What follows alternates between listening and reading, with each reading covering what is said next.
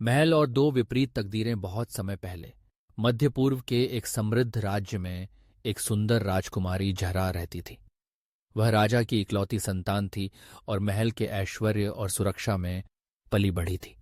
जहरा न केवल अनुपम सुंदरता की स्वामिनी थी, बल्कि बुद्धिमान और जिज्ञासु भी थी।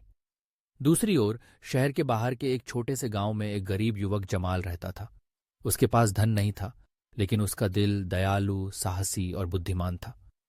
जमाल को कहानियां सुनाने की विशेष प्रतिभा थी, जिससे गांव के बच्चे और लोग उसकी बातें मंत्रमुग्ध होकर सुनते थे। हालांकि वे दो अलग अलग दुनियाओं के थे, लेकिन किस्मत ने उन्हें एक खास तरह से मिलाने की योजना बनाई थी। आए भाग्यशाली मुलाकात। एक दिन जहरा महल की दीवारों के अंदर बंद जीवन से ऊब गई। वह सख्त नियमों और अनुशासन से थक चुकी थी। इसलिए एक रात वह सामान्य कपड़े पहनकर महल से बाहर निकल गई और शहर के बाजार में घूमने लगी। वह पहली बार आम लोगों के बीच चल रही थी। तभी उसकी नजर एक भीड़ पर पड़ी। लोग एक वृत्त में बैठे थे और किसी की बातें बड़े ध्यान से सुन रहे थे। यह कोई और नहीं बल्कि जमाल था। वह साहसिक यात्राओं, जादुई दुनिया और राजाओं की कहानियां सुना रहा था। जहरा उसके शब्दों से मंत्रमुग्ध हो गई। जब कहानी समाप्त हुई तो वह उसके पास गई और पूछा, तुम्हें इतनी अद्भुत कहानियां कहाँ से मिली? जमाल मुस्कुराया और कहा, ये मेरी कल्पनाओं से आती हैं, उन जगहों से जहां मेरा दिल यात्रा करना चाहता है। दोनों ने बातें शुरू की और महसूस किया कि वे एक दूसरे से बहुत जुड़ाव महसूस कर रहे थे। जहरा को पहली बार ऐसा लगा कि वह वास्तव में आजाद है। एटी प्रेम का अंकुर और संकट की छाया। उस रात के बाद जहरा हर रोज चोरी छुपे महल से बाहर निकलकर जमाल से मिलने लगी। वे साथ बैठकर तारों को देखते और सपनों की बातें करते, लेकिन यह रहस्य ज्यादा दिनों तक छिपा नहीं रह सका। एक रात जब जहरा महल वापस लौट रही थी, उसकी मां रानी ने उसे देख लिया।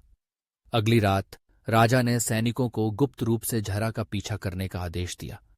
जब जहरा और जमाल मिले तो अचानक सैनिकों ने चारों ओर से उन्हें घेर लिया। जमाल, भागो! जहरा चिल्लाई, लेकिन सैनिकों ने उसे पकड़ लिया। अगली सुबह जमाल को राजा के सामने पेश किया गया। एक साधारण लड़का मेरी बेटी से प्रेम करने की हिम्मत कैसे कर सकता है? राजा गुस्से से गरज उठा, इसे काल कोठरी में डाल दो, कल सुबह इसे मौत की सजा दी जाएगी। जहरा अपने पिता के सामने गिड़गिड़ाई, पिताजी कृपया, हम सच्चे दिल से एक दूसरे को प्रेम करते हैं। लेकिन राजा ने उसकी बातों को अनसुना कर दिया। आईवी जेल से भागने की योजना। राजा के फैसले से निराश होकर जहरा ने जमाल को बचाने की योजना बनाई।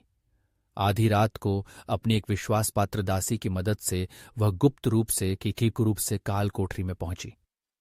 जमाल, हमें अभी यहां से भागना होगा, उसने फुसफुसाकर कहा। जमाल संदेह से बोला, लेकिन हम कहाँ जाएंगे? राजा के सैनिक हर जगह हैं।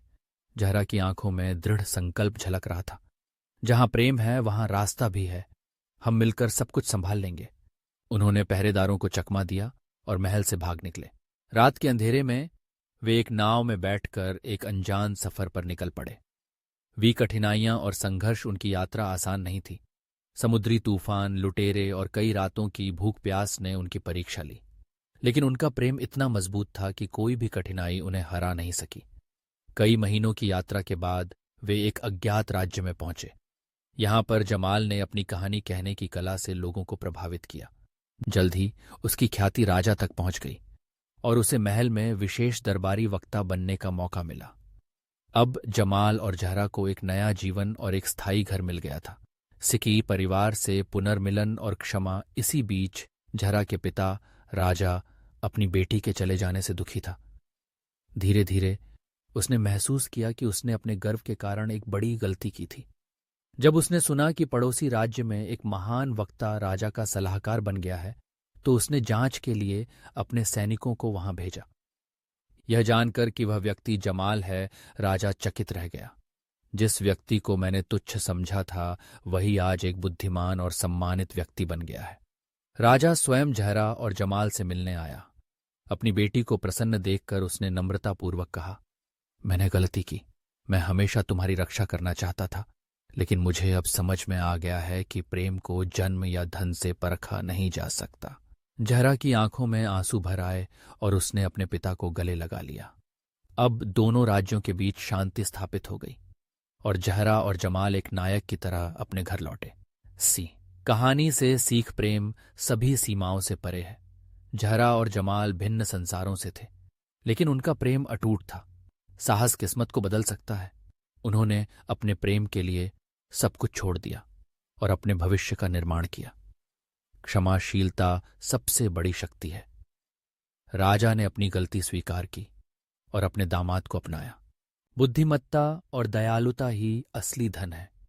जमाल गरीब था, लेकिन उसकी बुद्धि और अच्छाई ने उसे राजा का सम्मान दिलाया।